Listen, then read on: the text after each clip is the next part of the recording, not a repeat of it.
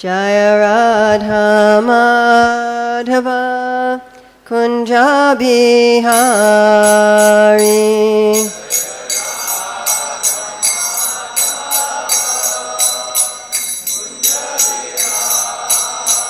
Jaya Radha Madhava Kunja Bihari.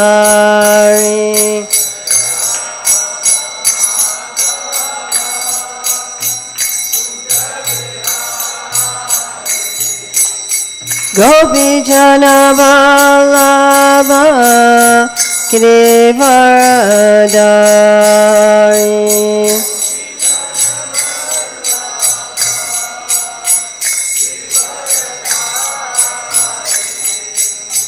Gopi Jana Vallabha Girivaradari.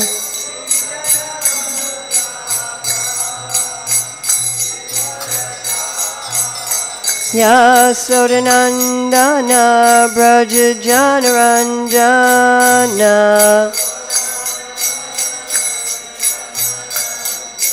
Yasodanandana Braja Janaranjana.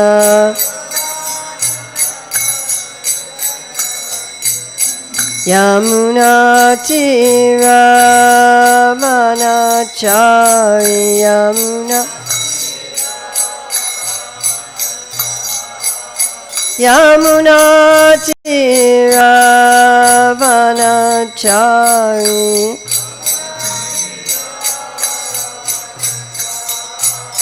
Jaya Radha Madhava Kunja Bihari.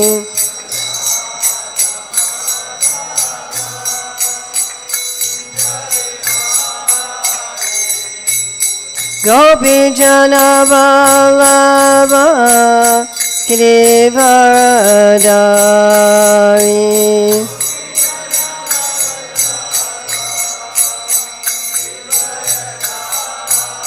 Yasodanandana Braja Janaranjana.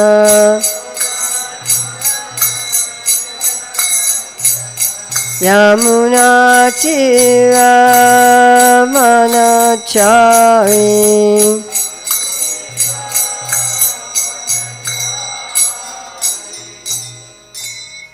Jaya Vishnupad Paramahamsa Parivrajikacharya Asatar Siddha Sri Srimad Divine Grace A.C. Bhaktivedanta Swami Maharaj Prabhupada Ki Jai.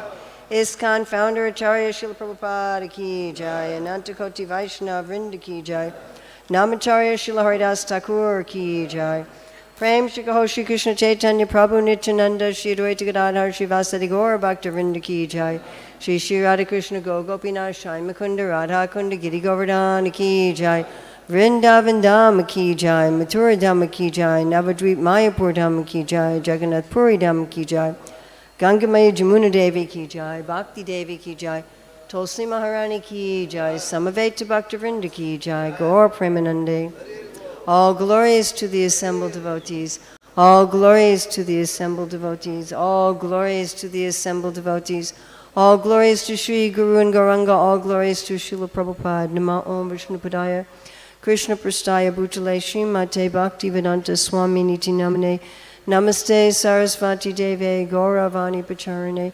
Nirvasesa Sunyavadi Paskachate Satarane. Vandeham Shri Guru Shri Yuta Padakamalam Shri Gurun Vaishnavamscha Shri Rupam Sagrajatam Sahagana Raganatham Vitam Stam Sajivam Sadvaitam Sadvadutam Parijana Sahita Krishna Chaitanya Devam Shri Radha Krishna Padam Sahagana Lalita Shri Vishakam Vitamscha Panchakalpa Chubhischa Kripasindhavyebuta Patitanam Pavanevyo Vaishnavyo Namo Namaha.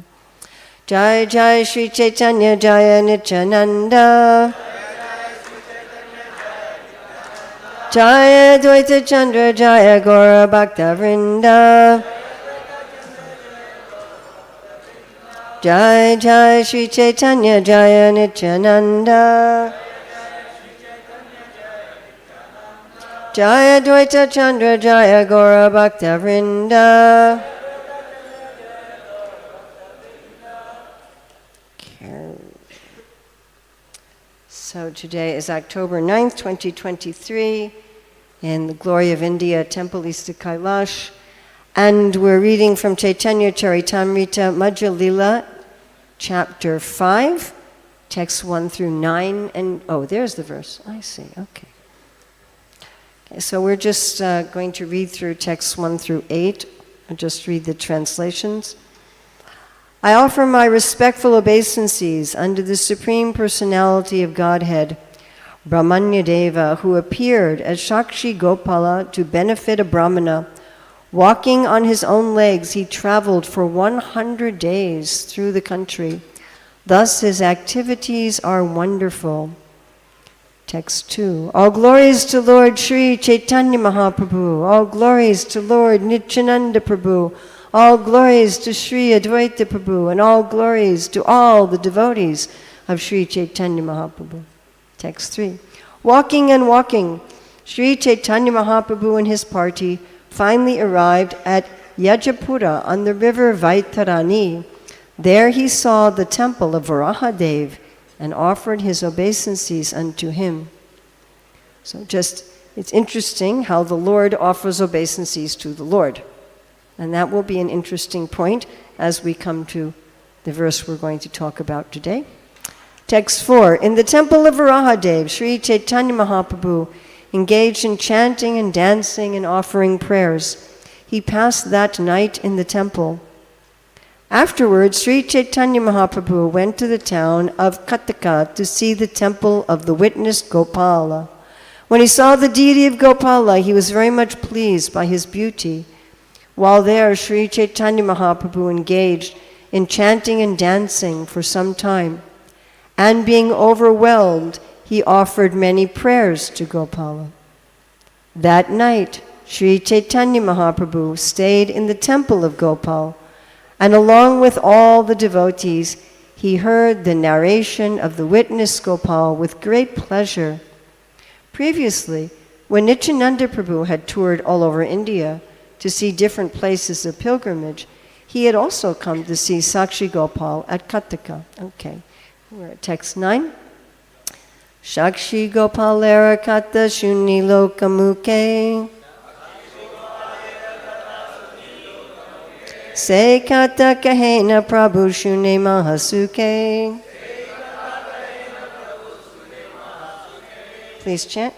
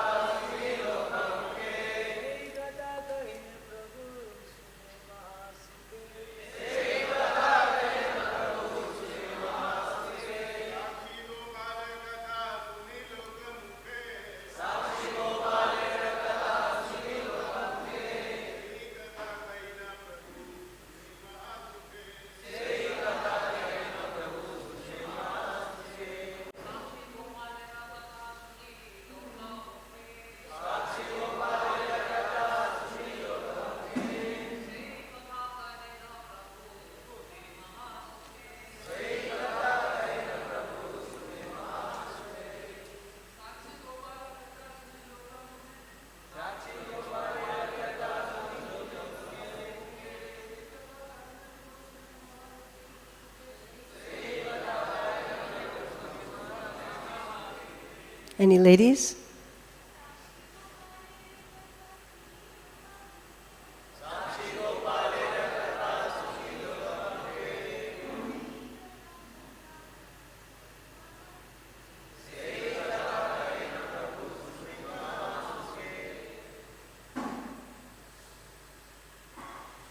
Sakshi Gopal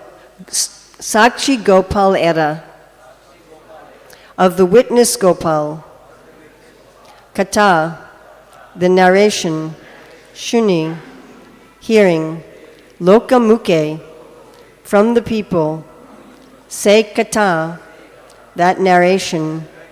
Kahena, Nityananda Prabhu narrates, Prabhu, Lord Sri Chaitanya Mahaprabhu, Shune, hears, Mahasuke, in great pleasure. Srila Prabhupada's translation. At that time, Nityananda Prabhu had heard the story of Shakshi Gopal from the townspeople. He now recited this again, and Lord Chaitanya Mahaprabhu heard the narration with great pleasure. Srila Prabhupada's purport. The Shakshi Gopal temple is situated between the Bhubaneswar Khurda Road Junction railway station and the Jagannath Puri station. The deity is not presently situated in Cuttack, but when Nityananda Prabhu traveled there, the deity was present. Cuttack is a town in Orissa situated on the Mahanadi River. When Shakshi Gopal was brought from Vijayanagara in southern India, he stayed for some time at Cuttack. Thereafter, he was situated for some time in the Jagannath temple. It seems that in the temple of Jagannath, there was some disagreement between Jagannath and Shakshi Gopal, a disagreement called Prema Kahala, a quarrel of love. In order to settle this love quarrel, the king of Orissa constructed a village about 11 miles from Jagannath Puri. The village was called Satyavadi, and Gopal was situated there. Thereafter, a new temple was constructed. Now there is a Shakshi Gopal station, and people go to Satyavadi to see the witness Gopal. Shakshi Gopalera Kata Suni Lokamuke Se Kata Kahena Prabhu Shuni Mahasuke.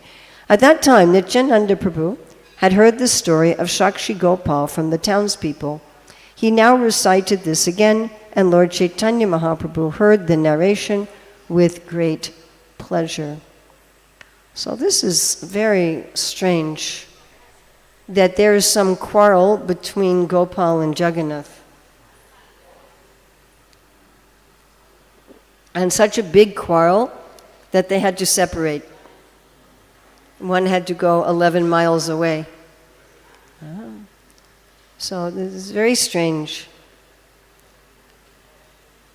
Recently, we were traveling in the Gulf countries, so we went to see one mosque in Bahrain, and there, as part of seeing the mosque, they give you a whole summary of Islam, which was interesting. And their idea of God is that God is so different from us that he cannot come here to this world. They said, we don't believe in avatars. The Lord cannot come. So this would be very strange to them, this idea that there's two forms of the Lord and they're arguing with each other. They would not be able to understand this. Actually, one of the main reasons I left the religion of my own family was this kind of a confusion for me. So I was studying at the Jewish Theological Seminary, so the chief scholars of Judaism in the United States. And there, the key story in the Bible is that God gives the 10 Commandments to Moses on the top of Mount Sinai, written in stone. Then Moses comes down from the mountain, and he doesn't like what the people are doing while he's been on the top of the mountain. So he becomes so angry that he breaks these stone tablets given to him by God. He goes back up the mountain, and then the Lord says to him, because you are angry, I'm going to kill all these people, and we'll start the nation over with you. And Moses says, no, you cannot do that because you promised Abraham that his descendants would be numerous. And then God says, oh, you're right. Okay, fine, I won't do that. And so I asked these big religious leaders, how is it that God is getting angry and how Moses is convincing him that he's wrong, and he's saying, oh yes, I made a mistake, I couldn't make any sense out of this at all with an impersonal understanding of God. So the vast majority of the religions of the world, they have a very impersonal understanding. Even in Christianity, where they worship Jesus as God, if you ask them, what about the Father? It's just empty. What is the Father? I don't know. And if you said to them, well, we believe in one God, but here he has two forms, Gopal and Jagannath, and they are having such a quarrel that Gopal has to move 10 miles away, 11 miles away. They are immediately going to put some material conception upon this and say, how can this be God? Correct? Am I correct? Yes. They'll just reject. They want some very impersonal God, or a God that is perfect in a way that is very plain. Yeah? No flavor. You know, the qualities of food given in the Bhagavad Gita. So one of the qualities of food in Tamagun is that it has no taste. Tasteless food. This is in Tamagun. So people are thinking like that God is tasteless. That he has no personality, he has no form, he has no activities. And when people hear of these things, they become completely bewildered. Yeah? They just can't understand this at all. So I thought we would look today at what are the different types of quarrels that happen. Prabhupada calls this a love quarrel, right? Prema kalaha. Prema kalaha, a love quarrel. So I thought we'd look at some different love quarrels. Quarrels between incarnations of the Lord, like here, quarrels between the Lord and Shiva, and quarrels sometimes between the devotees. And then I think we could maybe contrast that with our age of quarrel. Before we start looking at quarreling and fighting, I think it's also important, and I could have given a whole class on this point also, but we'll just make this as a side note, that where did Lord Nityananda hear the story of Shakshi Gopal? Anybody remember?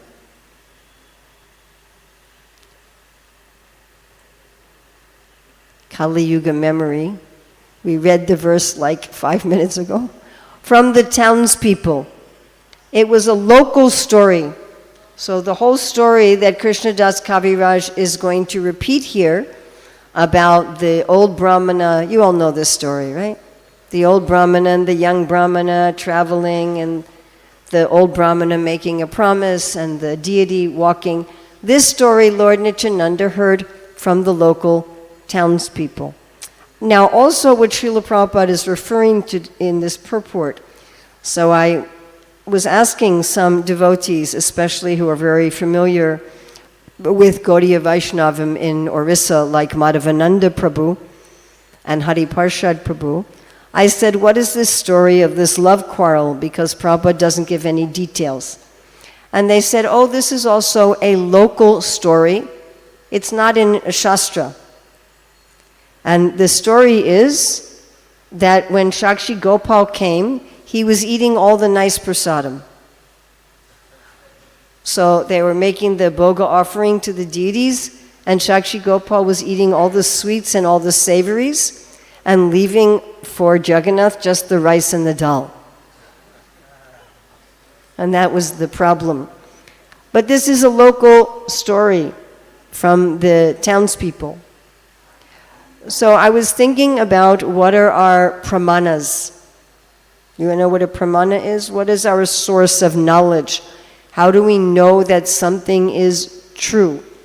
Whenever we say something, we should always be able to cite some reference.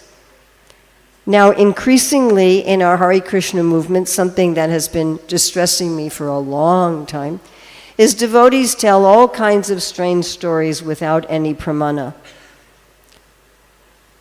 It's even sitting on the Vyasa-san, they'll tell so many stories, and if you say, excuse me, what is your pramana? They don't have any. Or I heard this from somebody in Vraj. So we should be very careful. So how do we know when we can take a local story that is not in Shastra and we can repeat it as bona fide. How do we know?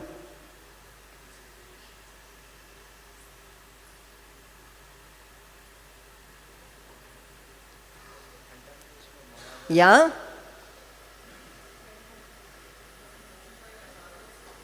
When it's accepted by our acharyas, is that what you said? Yes. So here we see, or accepted by God. So here we see Lord Nityananda heard this story from the townspeople, but he's God, he accepts it. And Chaitanya Mahaprabhu accepts it, and Krishna Das Kaviraj accepts it. So we accept it. But if there's some other story told by the townspeople, are we going to accept that? No. Because Prabhupada is mentioning this in the purport, and Srila Prabhupada is getting this from Srila Bhaktisiddhanta Saraswati's commentary on this verse. Therefore we accept that there was this quarrel between Shakshi Gopal and Jagannath. You follow? So we can accept this as bona fide story, and it actually happened. But we should be extremely careful that not just anybody tells us any story, any folk story. Oh, I heard this in some little village in Vraj somewhere, and then we go around repeating it. And we accept it as, oh, this is a pramana, and everybody has to follow this. So I see this tendency happening more and more in our Hare Krishna movement. And the way to counteract this tendency is to read Srila Prabhupada's books regularly. Listen to Prabhupada's lectures regularly. Actually study, don't just sell the books, read the books. Read the books, hear the lectures, so you can know if somebody says something, whether it is bona fide or not. So actually, I'll tell you one other little story. So when in 1975 in New York, we had, my family had what was called a hot off the press account. So we were getting Prabhupada's books as soon as they were printed. We were also getting on cassette tape Prabhupada's lectures. Like we were getting them in all the time in the mail. So fourth canto had just been published, but we didn't have it yet. Somehow there was one copy at the temple, and I used to listen to class in a separate room because I had a little baby on a speaker. So the person giving class was reading from a purport, but I didn't know he was reading. And he said something I had never heard. And so at the end of the class, I brought my baby in the temple room and I said, Prabhu, where is this from? And he said, oh, this is right here in the purport. I said, oh, okay, very good.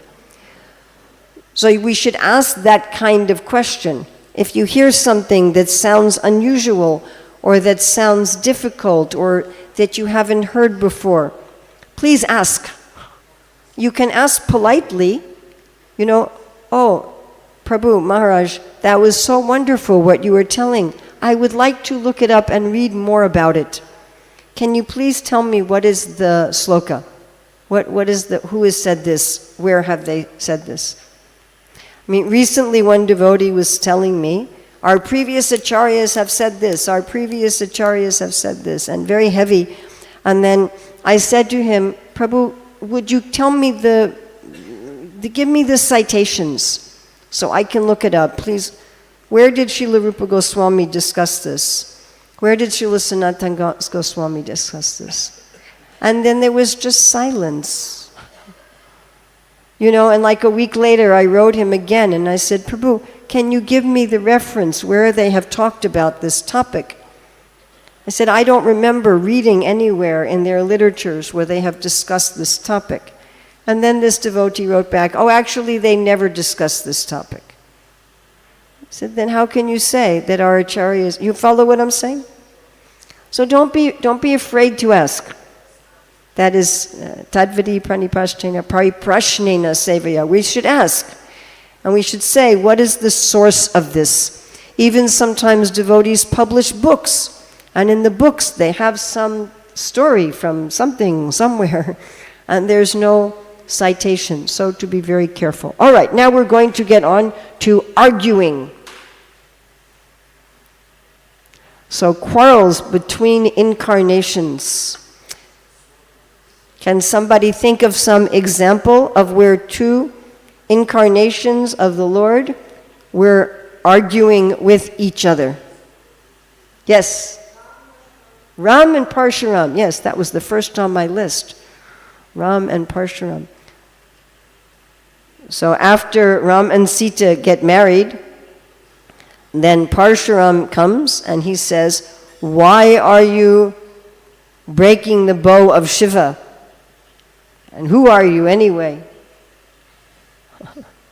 And he challenged him. Right? I mean, it was a heavy quarrel, actually. And then Parasuram gave to Ram his Shaktis. What's some other example? Yes. Krishna and Balaram. All right. There's a few of them I can think about. Of course, there's a very adorable one where Balaram and the boys go to Mother Yasoda and they say, Krishna has eaten clay. Krishna has eaten dirt. And Krishna says, no, my dear mother, we had a quarrel. We had a fight. Said the boys and the boys and I, we had a fight. We were quarreling, and Balaram took the side of the boys. And so they are angry with me, and so now they are speaking lies about me to get me into trouble with you. Children do this, don't they? Huh? He hit me when he didn't actually, right? So that was a quarrel. Actually, Krishna and Balaram, and they're always quarreling. As little boys, they're always having these battles. They play like that. This is the fun of children, isn't it? Correct? Yes? Especially boys. They're always fighting. Every day, Krishna and his friends have their wrestling. But they are quarreling like that. But there are some other more serious quarrels between Krishna and Balaram. There was one quarrel that almost resulted in Arjuna getting killed. So you know Balaram was the guru of Duryodhana. So I have one godbrother named Duryodhana Guru. Of course, problem with names like this is people just call him Duryodhana. But it is a name for Balaram. So Balaram taught Duryodhana the art of fighting with a club. So he had some affection to Duryodhana, and so Balaram wanted their sister Subhadra to marry Duryodhana. Meanwhile, Arjuna, he was traveling because he had this arrangement with his brothers regarding Draupadi, so he was traveling and he was picking up wives on his travels. So he came to Dwarka and he fell in love with Subhadra. So he disguised himself as a renunciate. Please do not try this at home. So he disguised himself as a renunciate so that he could get entrance. And so, of course, the families, being very cultured, they're inviting this renunciate every day to meals, and the family is there, and so Subhadra is also there.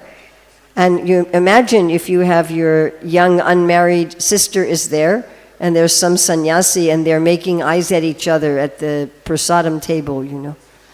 So they're just like, right? And she also falls in love with him. Actually, already she was in love. She had already heard about him. So Arjuna actually asked Krishna. He says, you know, is it all right? Can I marry your sister? He says, yes, my sister very much wants to marry you. But how are we going to do this? Because Balaram is already making an arrangement with Duryodhana. So you're going to have to just kidnap her.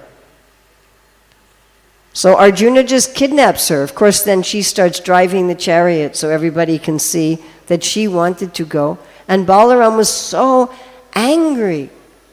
He said, this Arjuna, he's disgraced our whole family, coming in disguise, kidnapping our sister like this, when we had an arrangement, what's going on?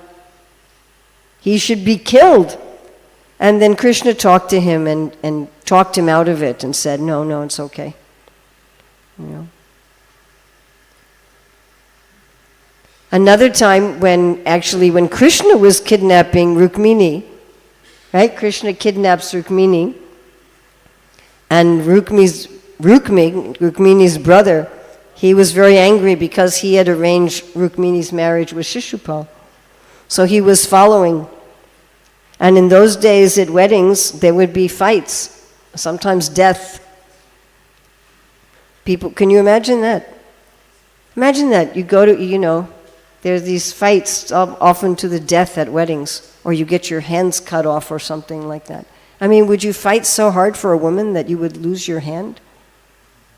When people talk about, this is another side point, but when people talk about instituting Varnashram, we should be very careful that we are not going to institute the details of Varnashram. I remember Bhakti Chiruswami making this point. He was saying, not that we are going to bring back Varnashram and now there's going to be fighting at weddings and people are going to get killed. Right? So Rukmi's fighting and Krishna defeats him. And Krishna is going to kill him, and Balaram says, don't kill him. He said, now he's our brother-in-law, how can you kill him? Of course, later, Balaram kills him. Correct? At a wedding, another wedding. But Balaram is saying, no, Krishna, don't kill him. Just embarrass him. So Krishna humiliates him only. And then the whole battle of Kurukshetra, where Balaram doesn't take part at all. He goes on pilgrimage. And then at the end, he comes when Bhima and Duryodhana are fighting. And he says, stop this. He says, Duryodhana is more skilled and Bhima is stronger. And just stop this fight. The war is already basically over. No need to kill Duryodhana, just stop. Well, it's very interesting. It said there that Bhima and Duryodhana, anusmaram, they were remembering over and over all their insults, and so they couldn't stop fighting. But Krishna was silent. He didn't take Balaram's side. He was just silent. And Balaram just left. So we see sometimes there are these quarrels between two different forms of the Lord. Of course, also as Lakshman and Ram, Lakshman was not happy to light the fire for Sita's test, and he certainly was not happy to bring Sita to the forest and leave her in the forest. And therefore he says, next life I'm going to be the older brother. But that didn't help him very much. Even as the older brother, Balaram, still Krishna did whatever he wanted to do. Then I'm thinking of there's also some quarrels between Krishna and Shiva. So when are there some quarrels between Krishna and Shiva?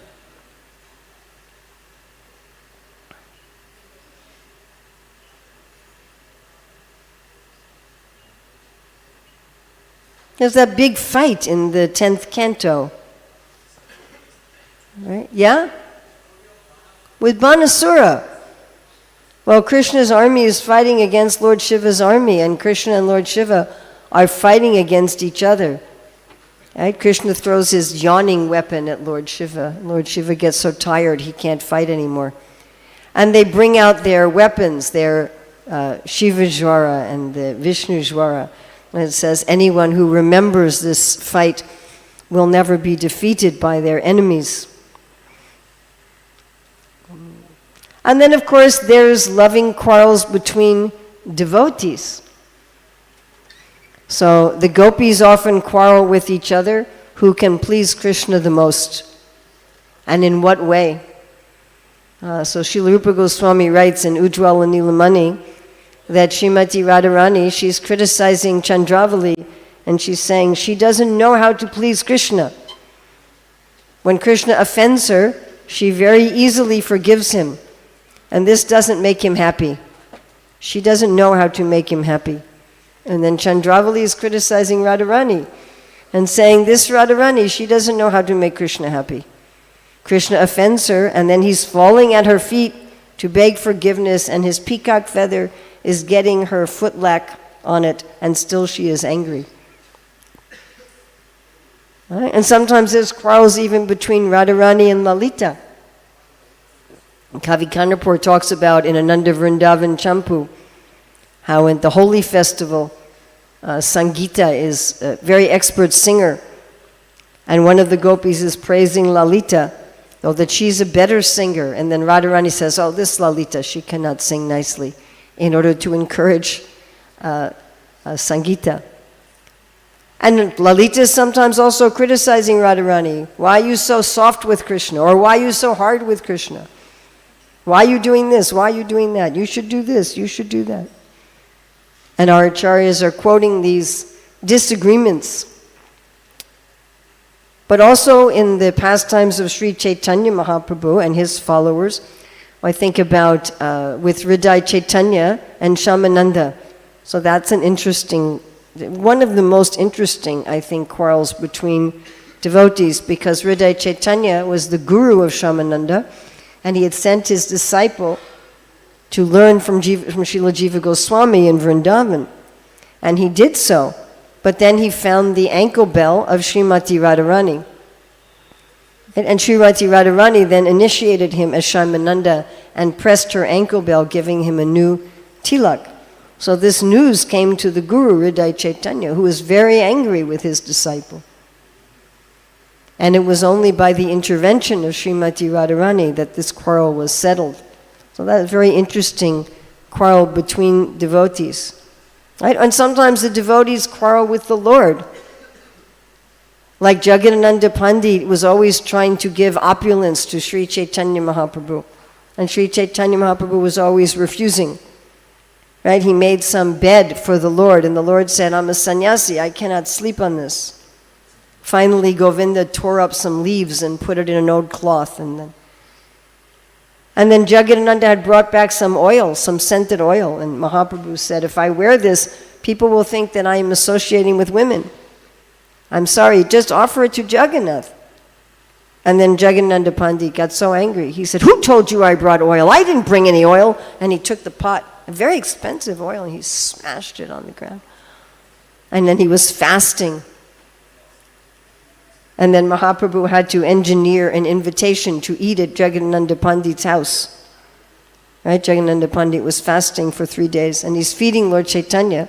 And the Lord Chaitanya said, now you eat. He says, no, I'll eat later. You eat now. Eat now. No, I'll eat later. And then Mahaprabhu had to say to Govinda, make sure he eats. After he eats, tell me that he's eaten. So these quarrels are going on. Would we want to be in some kind of eternal reality where everyone is just, I'm happy. How are you? I'm also happy. How are you? I am also happy. I mean, if you've had a really, really stressful day, it's nice to just sit and do nothing for a few minutes, correct? Just, I don't want to see any people, I don't want to do anything, I just want to sit 5 minutes, leave me alone. But we don't want to do that forever, do we?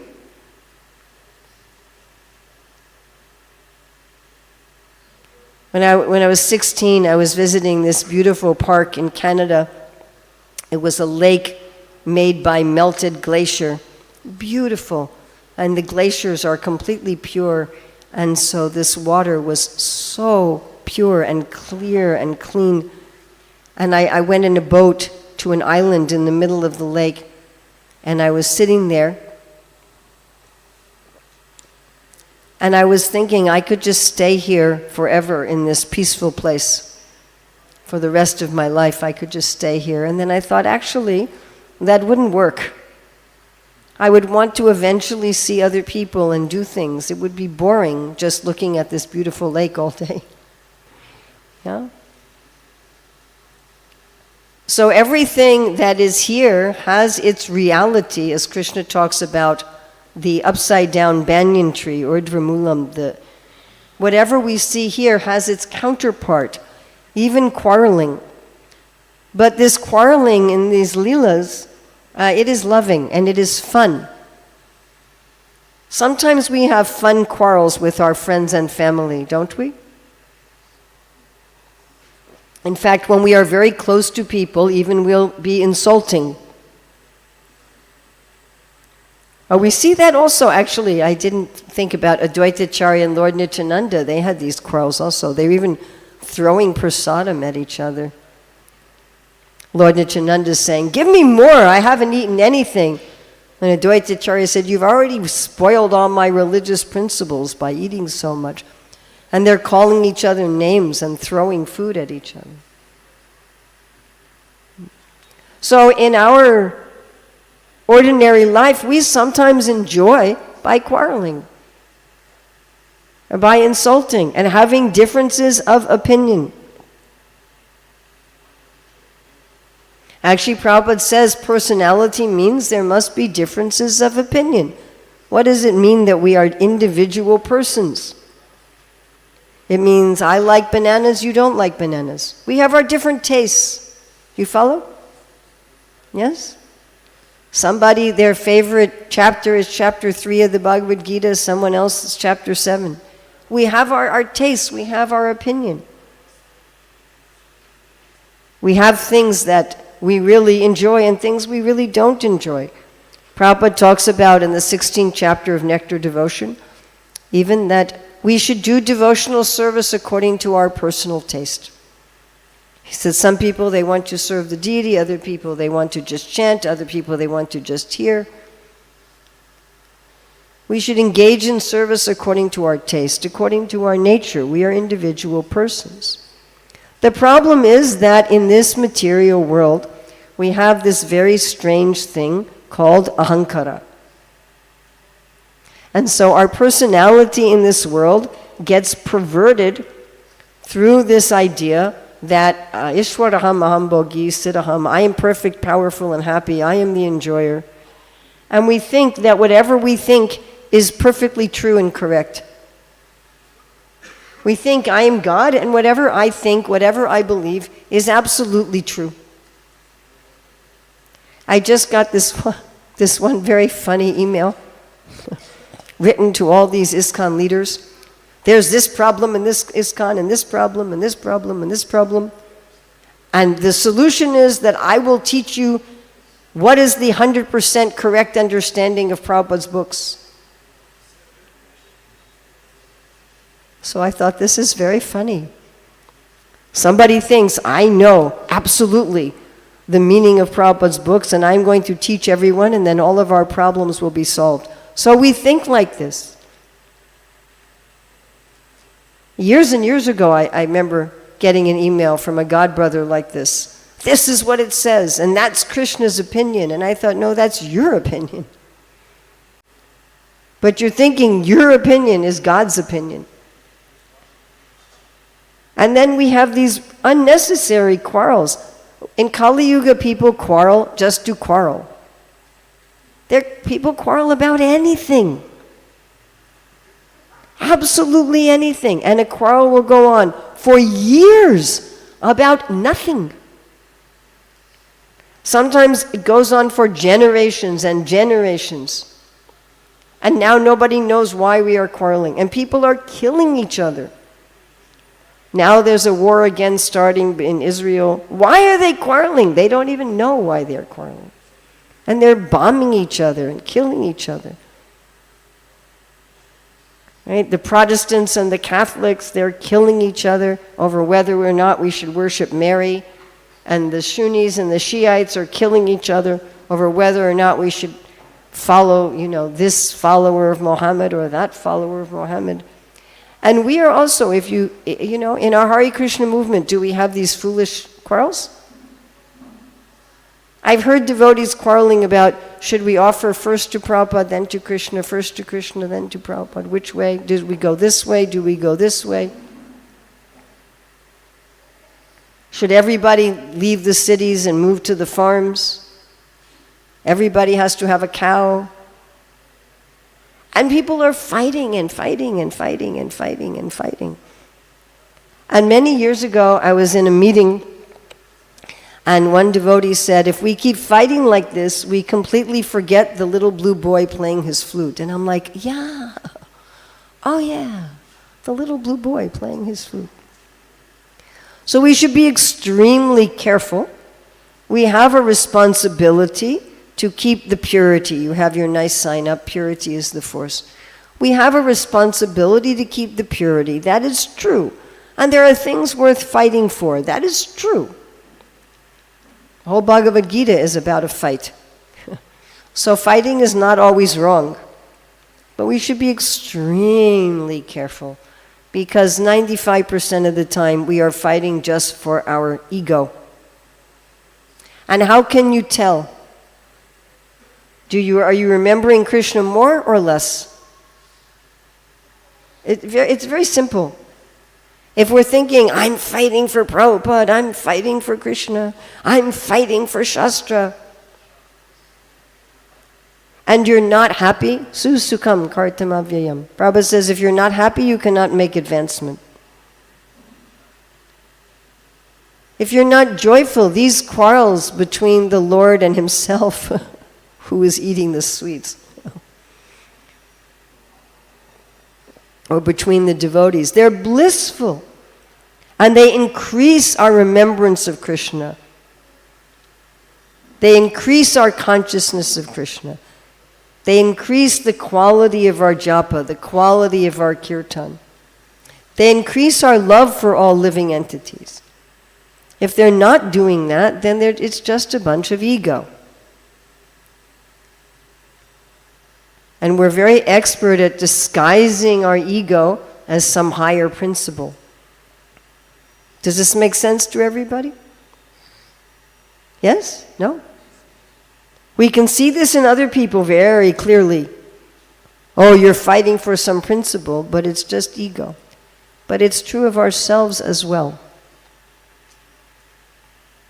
And if we become disturbed by this quarreling, one of the antidotes is to remember the transcendental quarreling. And how sweet that is. The cowherd boys fighting, the gopis quarreling, even Krishna and Balaram fighting.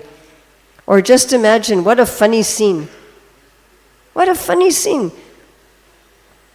Shakshi Gopal is brought to the Jagannath temple and put on the altar, and the pujari puts the plates on the altar, and Shakshi Gopal goes and eats all the sweets and the savories.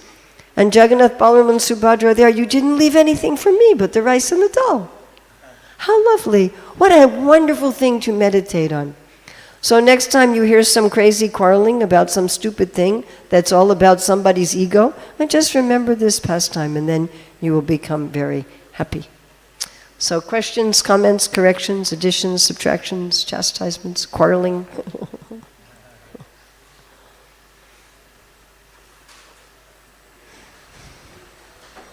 Do we have a microphone? Yes. I will speak Hindi. Somebody can translate for you into English. Somebody can translate for Mataji. So I will speak Hindi, English both. Okay. But you understand English? No. See, whatever I say, it will go in some channel. I see, okay. So, तो ये जहाँ जो साक्षी गोपाल की कथा है, ये लोगों के मुख से नित्यानंद प्रभु ने सुनी. Nityanand Prabhu heard this story of Sakshi Gopal from the local people. सही कथा कहे, and Nityanand Prabhu is repeating the same कथा. Nityanand Prabhu जो है उसी कथा को दोहरा रहे हैं और प्रभु सुने महासुखे, and Lord Chaitanya is hearing with great pleasure. So this is a great lesson, great instruction we have to hear. And Nityanand Prabhu is repeating whatever he heard. He is repeating. तो नित्यानंद प्रभु जो है उसी को दोहरा रहे हैं जो उन्होंने सुना, और चैतन्य महाप्रभु उसी को सुन रहे हैं जो नित्यानंद प्रभु बोल रहे हैं. Lord Chaitanya is hearing whatever Nityananda Prabhu is saying, and he is enjoying hearing Krishna Katha. So previously Lord Chaitanya spoke Katha of Gopal, Madhya Puri Gopal. So he enjoyed speaking Krishna Katha. Now he is enjoying listening Krishna Katha. So both are in both enjoyment. Both ways Lord Chaitanya is enjoying. Whenever he gets opportunity to speak, he enjoys. Whenever he gets opportunity to hear, he enjoys. So this is a real enjoyment. This is the enjoyment of spiritual world. तो ये आध्यात्मिक जगत का ये असली आनंद है. And whenever we go to spiritual world, this is only our business. तो भगवान जब हम चैतन्य हम आध्यात्मिक जगत में जाएंगे तो यही हमारा एकमात्र कार्य है. वहाँ पर और कोई बिजनेस नहीं है, और कोई व्यापार नहीं है. किसी प्रकार को व्यापार नहीं है कि घर को चलाना है, we have to maintain the house और we have to maintain some other business. तो आध्यात्मिक जगत में कोई दूसरा कार्य नहीं है कि आपको जो है कुछ व्यापार चलाना है या अपना घर चलाना है. कोई व्यापार नहीं. Only this is the business. So this is the real enjoyment. Lord Chaitanya came in this material world to give this sample. This is the real sample of enjoyment. Lord Chaitanya is enjoying. और लोग मुखे जो local people whatever they say, Lord Nityananda Prabhu is hearing. So at that time, local people were not ordinary people. They did not make some addition, some subtraction. They have some special realization. So they are also very authoritative.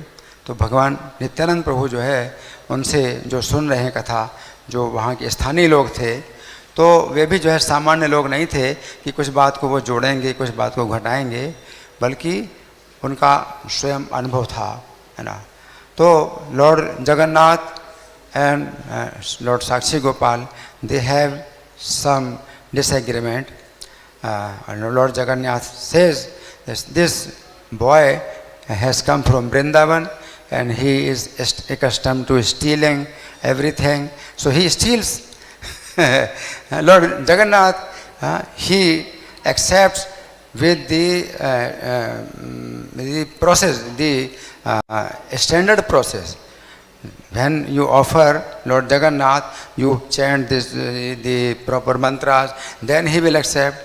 But Sakshi Gopal, he is accustomed to stealing. So he does not need any process that somebody has to chant the mantras, and he steals.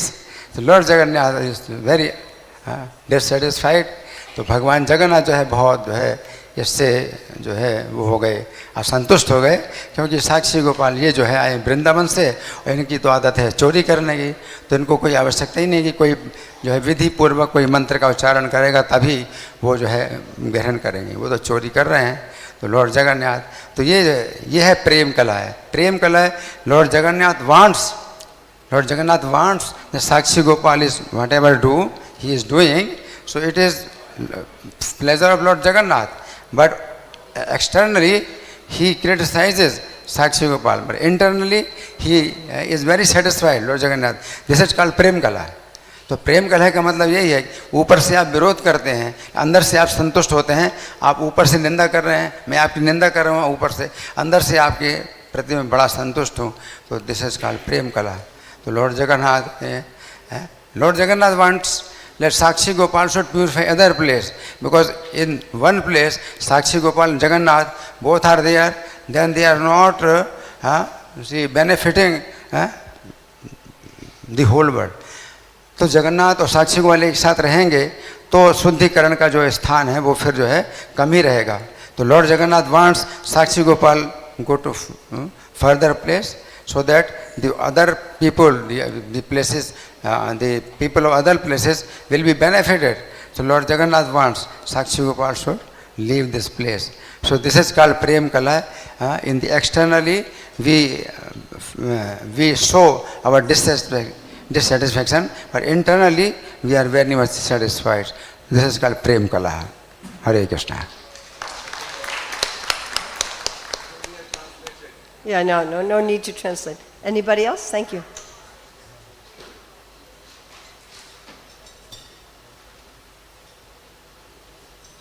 No? I was thinking also in this chapter there's the quarrel between Nityananda and Lord Chaitanya about the danda. So thank you very much. Srila Prabhupada ki jai.